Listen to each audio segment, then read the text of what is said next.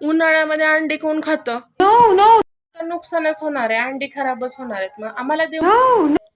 नमस्कार, चिकनवाले चॅनलमध्ये सर्वांचं स्वागत आहे. तर उन्हाळा चालू झालेला आहे आणि उन्हाळा चालू झाल्यानंतरनं अंड्यांचा दर जो आहे तो कसा ठरवावा याबाबत मी हा व्हिडिओ बनवत आहे. तर बऱ्याच ठिकाणी असा गैरसमज असतो की उन्हाळा चालू झाला की अंड्याचा रेट जो आहे तो कमी होणार आहे. पण सध्या आपल्या इकडे जो रेट आहे तो 10 ते 12च्या दरम्यान आहे. हिवाळ्यामध्ये तो दर जो होता तो 10 ते 15च्या दरम्यान होता. सध्याला तो दर थोडा कमी का झाला त्याचं कारण असं, उन्हाळ्यामध्ये अंड्याची जी शेल्फ लाईफ असते ती थोडीशी कमी असते. पण जो खर्च आहे अंड्याचे उत्पादन करण्यासाठी प्रति कोंबडीच्या मागे खाद्य खर्च, औषध खर्च आणि इतर खर्च जो येतो त्याप्रमाणे आपण जो अंड्याचा रेट आहे ठरवत असतो.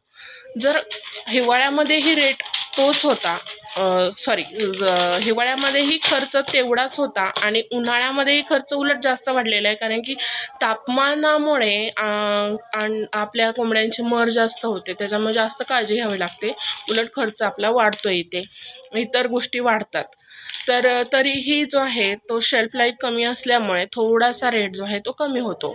पण काही ग्राहक जे आहेत ते 10च्या आतमध्ये आपल्या अंड्यांची मागणी करतात, तर ती चुकीची आहे. जर तुम्हाला परवडत असेल तर तुम्ही देऊ शकता, पण 10च्या आतमध्ये विक्री करायची नाही आहे. जर 10च्या आतमध्ये जर तुम्हाला मागत असतील, तुमची अंडी सेल होत नसतील, तर त्याचा इतर काही उपयोग करता येईल का याच्याकडे लक्ष द्यायचं आहे. नाही तर तोट्यात जाऊन आपला सेल करायचा नाही. कमीत कमी 10, जास्तीत जास्त 12 हा रेट जो आहे उन्हाळ्यामध्ये सध्याला आमच्या इकडे चालू आहे. व्हिडिओ आवडला असेल तर चॅनलला नक्कीच सबस्क्राईब करायचं आहे, जेणेकरून येणारे व्हिडिओ जे आहे ते तुम्हाला पाहायला मिळतील. धन्यवाद.